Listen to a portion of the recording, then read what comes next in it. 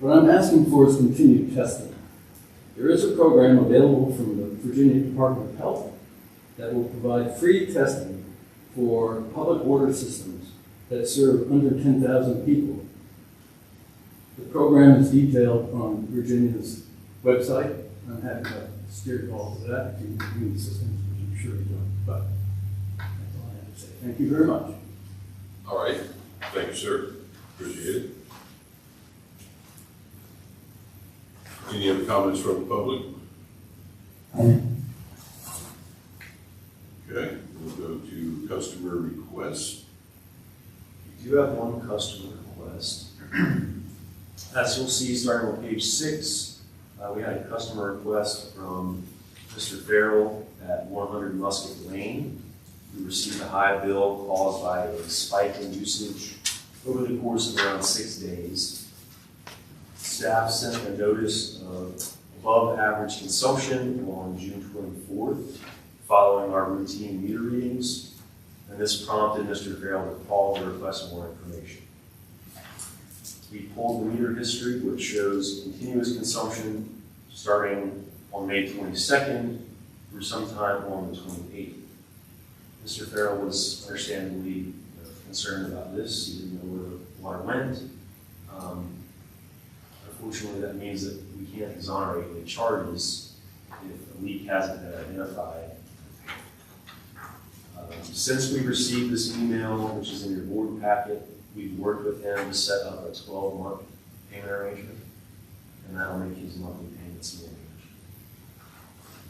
manageable. So I don't think we need any action from the board, but glad to hear any feedback or if you wanted to vote to just confirm staff's action, that would be appropriate as well. Okay, so I guess what we've always done, for whatever reason, is sort of have the board take a position that we would stay with current policy. So, anyone care to make that motion? I'll make a motion that we continue to do current policy. Okay. Is there a second? There'll be a second, yes. All in favor say aye. Aye. Okay. Comments from the board?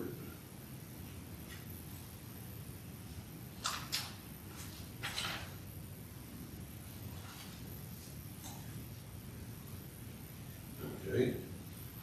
Hearing none, we'll go on to item B, which is regional water supply planning representation.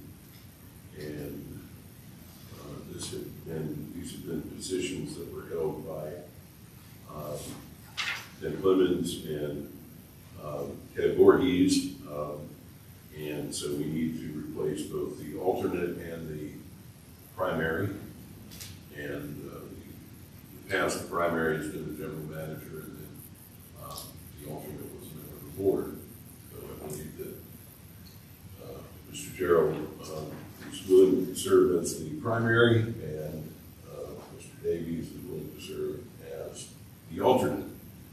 If someone would care to make that as a motion, if so moved.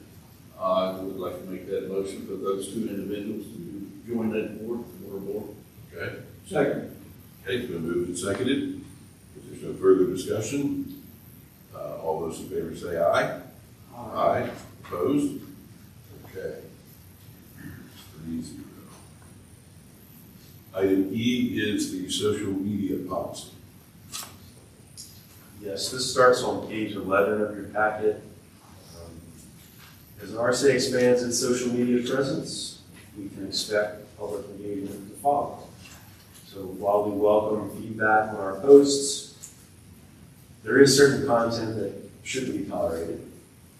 And since we're a government entity, we don't have free will to remove anything we like, unless it's guided by a clear and legally sound policy. The proposed policy, which starts on page 11, is modeled after policies of other similar organizations and would apply to any of our current and future social media platforms. Staff is requesting that the board move to approve this policy with the understanding that some minor changes might be required after the ongoing legal review is complete, and any substantial changes would be brought back to the board for approval. Staff might have some additional comments on this.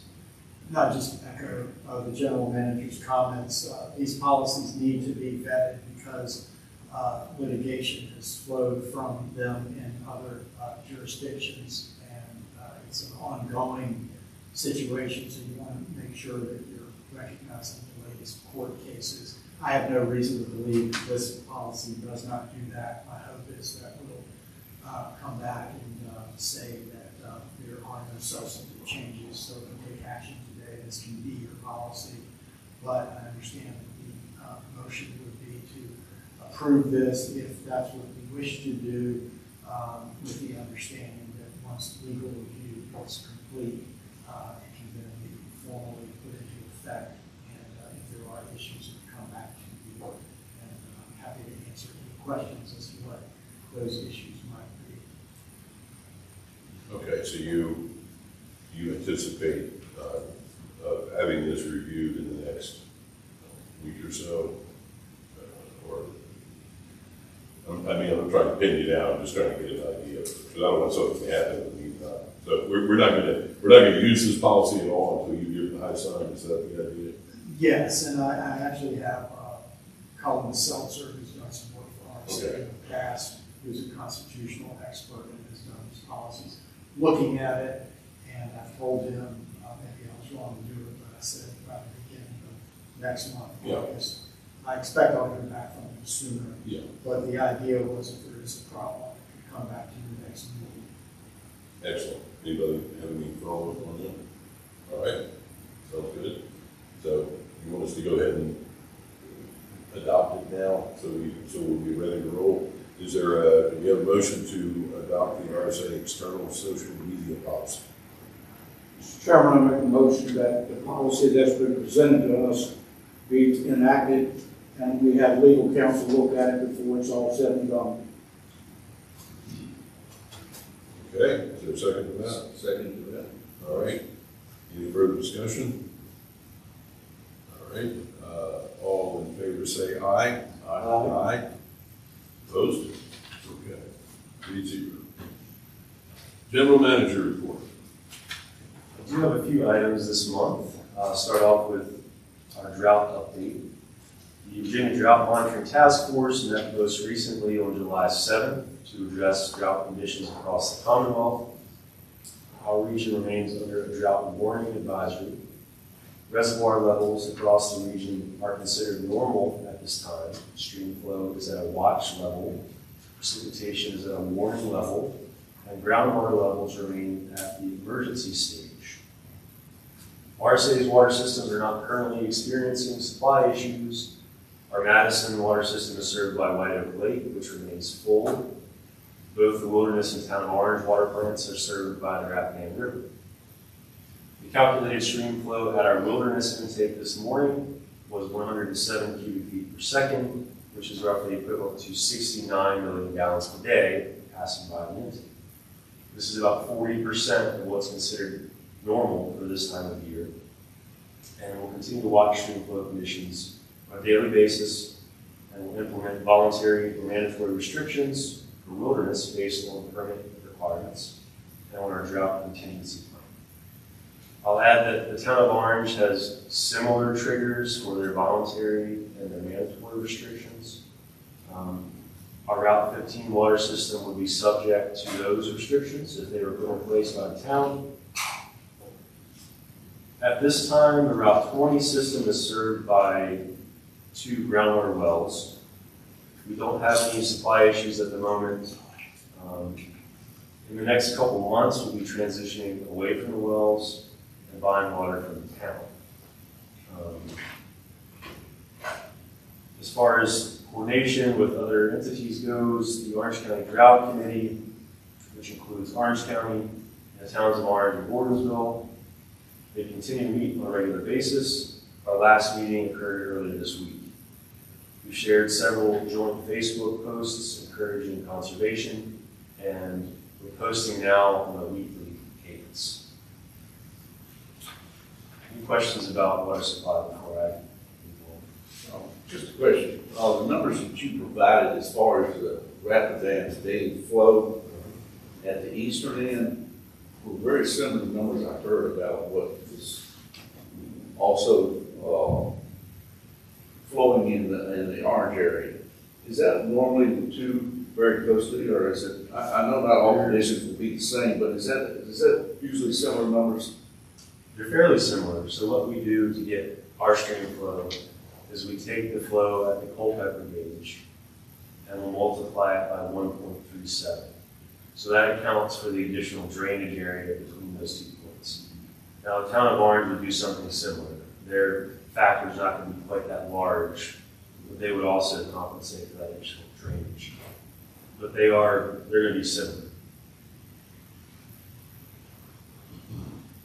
And is that a reason for getting rid of the wells and buying water from Orange? Just curious. We've had some supply issues over the years where if we really push them too hard, we end up with sediment problems. You've also got future concerns about future regulations. So we decided it would be best from a risk management perspective to buy from the town. It's a fairly small quantity now. I don't see that system growing too much, so I think it's reasonable to be buying water from the town. Okay, thank you. Yeah, there's been a lot of water issues there over the years.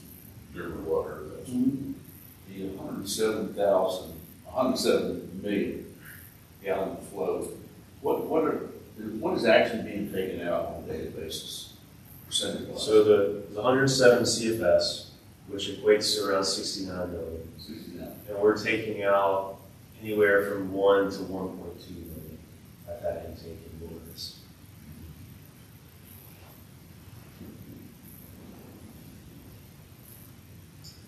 My next update And is you put 80% or so of that back in a half mile downstream. that's right. The wastewater plant discharges not even half a mile downstream. Get Fredericksburg something back. Yeah, we gotta give credit for something. Any more questions about water supply? Quick update on the wilderness consent order. We submitted our most recent update beginning of July to the EDH Office of Drinking Water, Culpeper Field Office. 5 of the 8 corrective action items have already been completed, and the remaining 3 items are on schedule to be completed by their respective deadlines.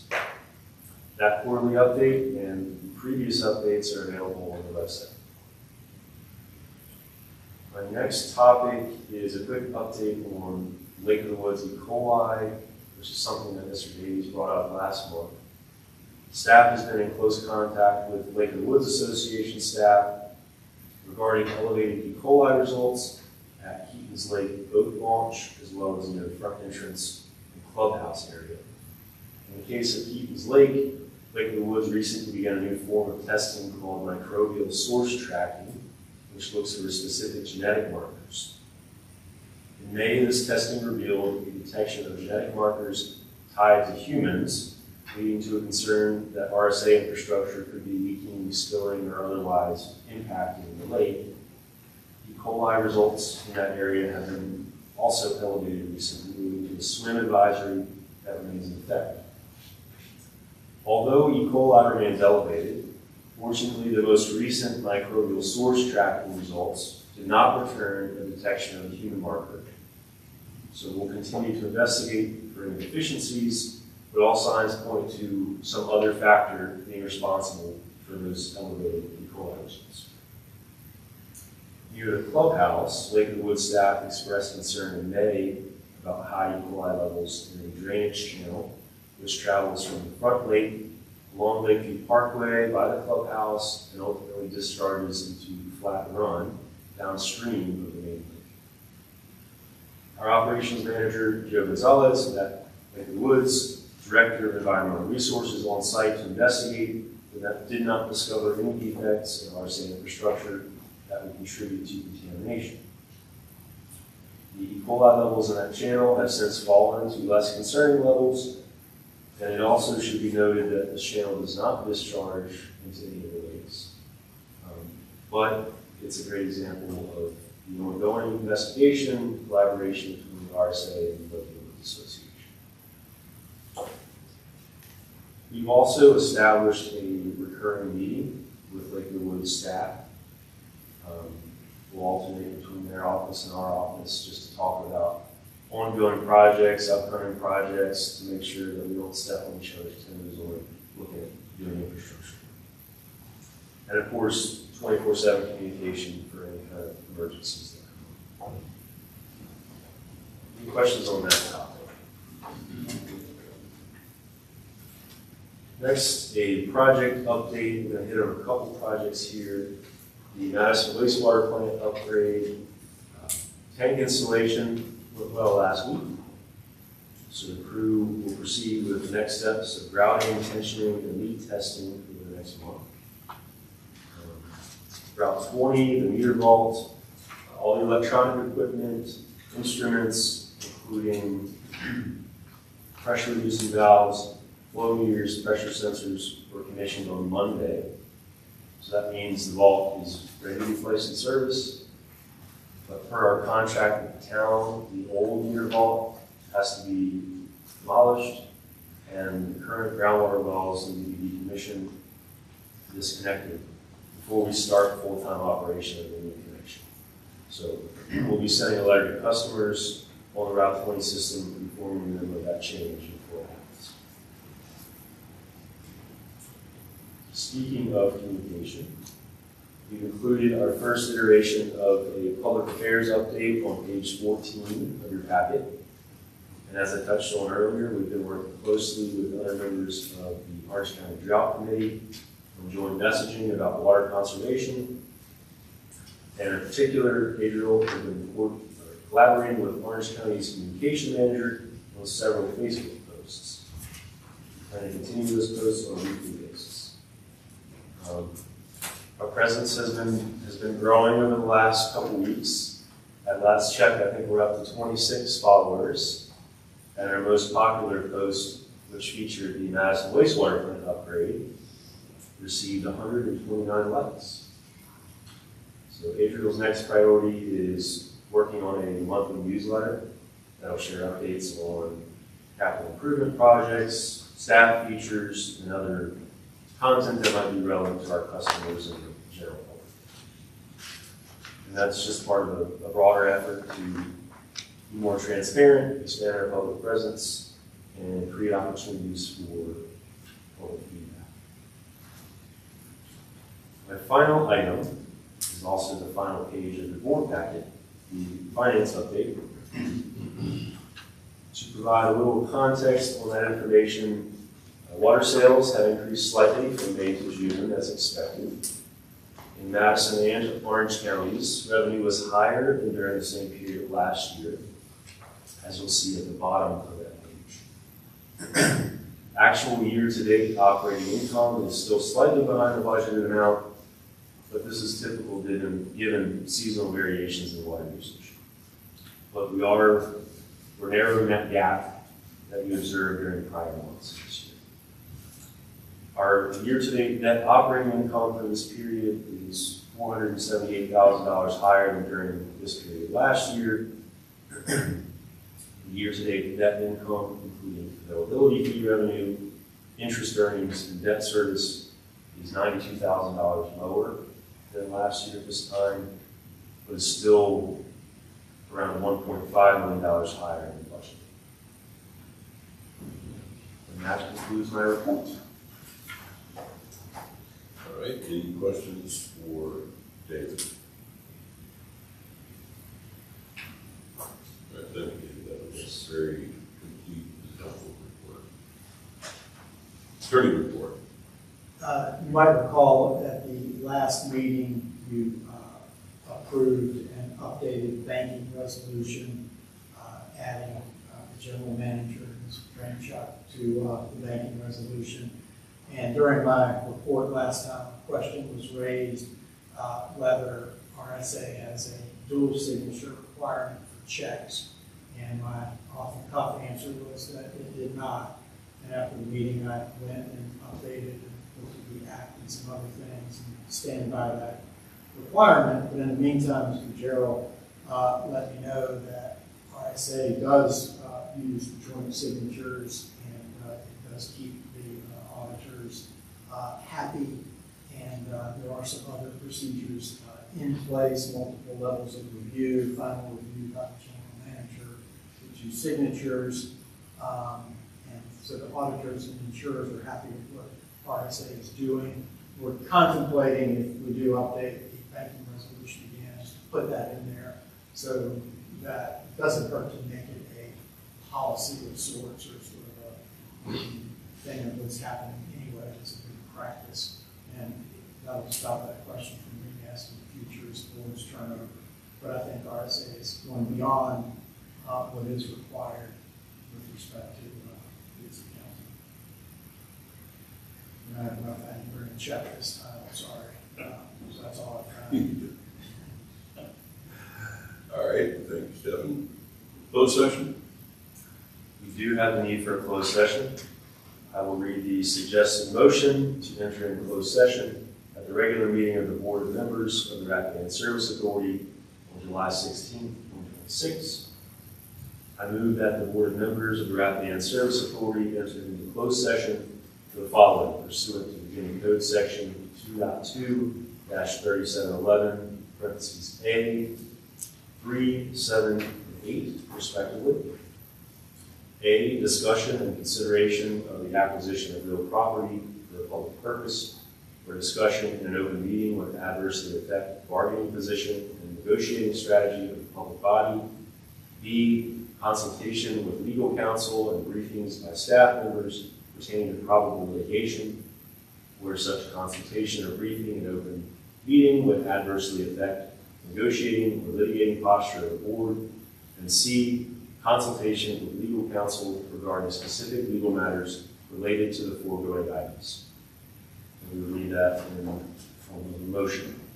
Okay, someone make those motions. So moved. Is there a second? Second. All in favor, say aye. Aye. Aye.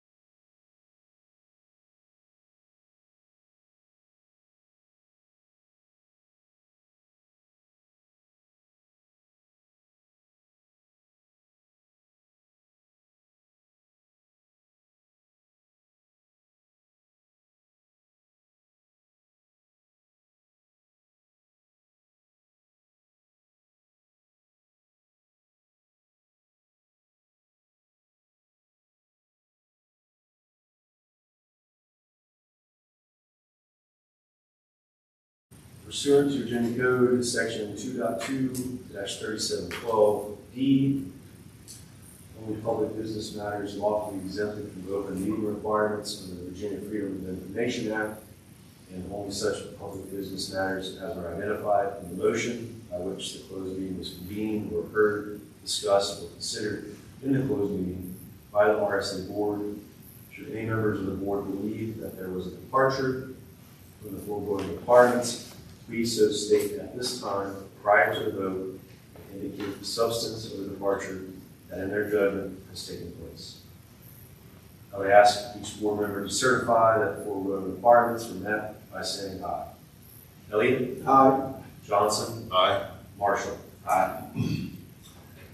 Okay, so the motion passes 3-0. We're back in open session. Is there any further business? No, sir. Okay, I get a motion to adjourn. So moved. All in favor, say aye. Aye. We're adjourned.